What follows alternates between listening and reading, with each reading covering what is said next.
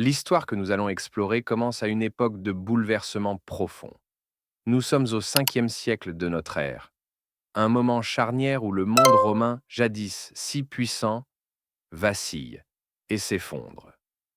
Depuis des siècles, l'Empire romain d'Occident dominait l'Europe. Ses routes reliaient les provinces, ses armées protégeaient les frontières, et ses lois régissaient la vie quotidienne. Mais désormais, cette grandeur n'est plus qu'une ombre. Les légions sont épuisées, les caisses de l'État sont vides, et les empereurs se succèdent sans parvenir à redresser un empire en ruine. Dans ce vide laissé par Rome, de nouveaux acteurs surgissent. Les frontières autrefois solides deviennent poreuses, et des peuples venus d'au-delà du Rhin ou des steppes s'installent peu à peu dans les anciennes provinces impériales. Parmi eux, un peuple germanique va jouer un rôle décisif dans l'avenir de l'Europe, les Francs. Parmi toutes les branches de ce peuple, une tribu particulière attire l'attention, les Francs saliens. Installés au nord de la Gaule, ils sont d'abord des alliés de Rome, recrutés comme soldats pour défendre ses frontières. Mais bientôt, ils deviennent bien plus que de simples auxiliaires. Ils incarnent la relève, ceux qui vont hériter du pouvoir romain et en forger un nouveau. C'est dans ce contexte qu'apparaît une figure fascinante et mystérieuse, Childéric Ier. Roi des Francs saliens, il est à la fois un chef de guerre germanique et un héritier des traditions romaines.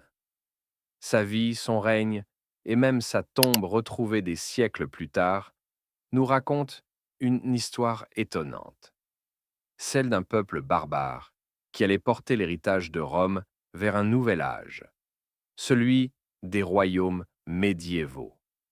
L'histoire de Childéric n'est pas seulement celle d'un roi barbare.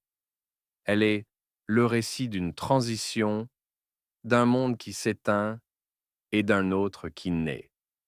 L'Empire romain s'effondre, mais ses valeurs, ses symboles et sa mémoire vont renaître à travers les Francs et, plus tard, à travers son fils Clovis, fondateur d'une dynastie appelée à régner sur la France pendant des siècles. Les Francs n'étaient pas un peuple unique, mais une confédération de tribus germaniques installées au-delà du Rhin. Leur nom, Franques, signifie pour certains les hardis, pour d'autres les libres. C'était avant tout une identité guerrière, une bannière commune sous laquelle différentes tribus se regroupaient. Parmi elles, un rameau allait particulièrement marquer l'histoire, les Francs saliens. Dès le IVe siècle, les Saliens apparaissent dans les sources romaines. Originaires de la région du Bas-Rhin, ils s'installent progressivement en Toxandrie, une région correspondant aujourd'hui au nord de la Belgique et au sud des Pays-Bas. Contrairement à d'autres peuples qui envahissaient brutalement les terres romaines, les Francs saliens choisirent une autre voie. Ils négocièrent leur place au sein de l'Empire. Rome, affaiblie et incapable de défendre seule ses frontières, leur accorda un statut particulier. Les Francs saliens devinrent des fédérés. Ce terme signifiait qu'ils pouvaient s'installer à l'intérieur des terres romaines, conserver leurs coutumes, leurs chefs et leur identité, mais en échange, ils devaient fournir des soldats à l'armée impériale. C'est ainsi que de nombreux guerriers francs se retrouvèrent dans les légions romaines, découvrant l'art de la guerre romain, la discipline militaire et même certaines pratiques administratives. Mais malgré cette proximité, les Saliens restaient attachés à leurs traditions.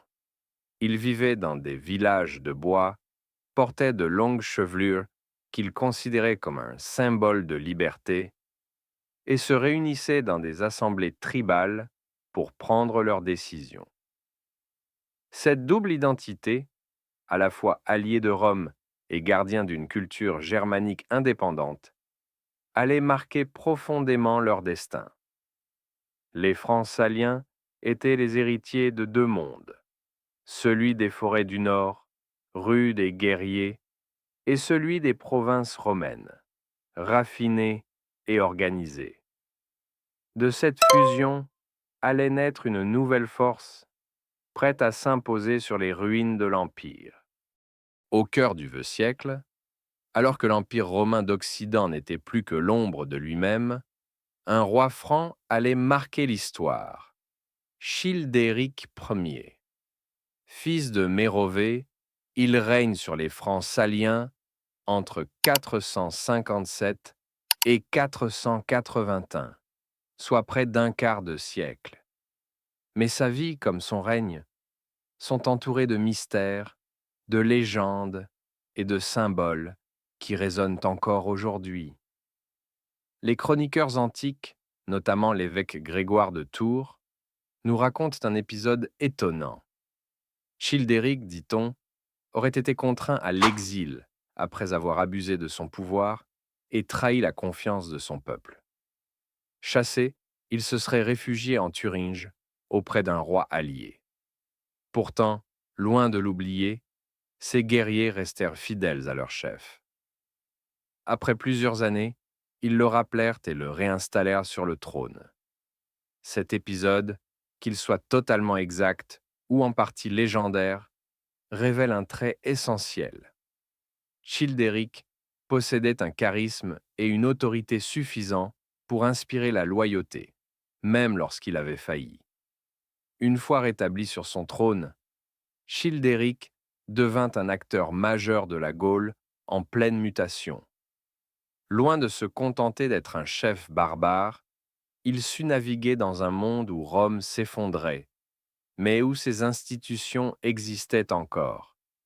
Il noua des alliances avec les derniers représentants du pouvoir impérial, notamment avec le général romain Aegidius, puis son successeur Syagrius, qui tentèrent de maintenir une sorte d'État romain en Gaule du Nord. Childéric combattit à leur côté contre d'autres peuples, comme les Wisigoths et les Saxons, affirmant ainsi la puissance militaire des Francs. Mais Childéric n'était pas seulement un guerrier. Son règne illustre parfaitement ce moment charnière où les traditions franques se mêlaient à l'héritage romain. Roi germanique, il restait fidèle aux coutumes de son peuple. Le pouvoir se transmettait dans une dynastie guerrière. Les chefs se faisaient respecter par leur bravoure au combat et la longue chevelure, symbole de noblesse, marquait leur identité. Mais en même temps, il emprunta à Rome des codes du pouvoir, l'usage de certains symboles, la diplomatie avec les évêques et les cités gallo-romaines, et une volonté d'inscrire son autorité dans la continuité impériale. La découverte de sa tombe à Tournai, en 1653, apporte un éclairage extraordinaire sur son règne. Dans ce tumulus, on retrouva une épée richement décorée, des armes, des bijoux, des plaques d'or, ainsi que plus de 300 petites abeilles d'or qui ornaient son manteau. Ces abeilles devinrent plus tard un symbole fascinant. Certains y virent une préfiguration de la royauté française, d'autres un signe d'immortalité et de renaissance. Ce trésor funéraire révèle bien plus que la richesse d'un roi barbare. Il montre un souverain à la croisée des mondes, chef franc par ses traditions guerrières, mais héritier de Rome par son faste et ses symboles. Dans son tombeau, on lit l'histoire d'un peuple qui, loin de détruire Rome, en reprit l'héritage pour l'adapter à sa propre vision. Childéric Ier meurt en 481. Il laisse derrière lui un royaume consolidé et un fils, Clovis, qui s'apprête à écrire l'une des plus grandes pages de l'histoire européenne. Mais sans Childéric, son charisme, ses alliances et son rôle de pont entre deux mondes, la dynastie mérovingienne n'aurait peut-être jamais vu le jour. Lorsque nous parlons des Francs saliens, il serait facile de les imaginer uniquement comme des guerriers barbares, coupés de la civilisation romaine. Mais la réalité est bien plus complexe. Si Childéric et ses guerriers ont imposé leur pouvoir par les armes, ils ont aussi hérité d'une grande partie de la culture romaine et l'ont adaptée à leur manière. Tout d'abord, l'organisation militaire. En servant comme fédérés de Rome, les Francs saliens ont appris les méthodes de combat romaines, la discipline, l'art des formations, l'usage de certaines armes.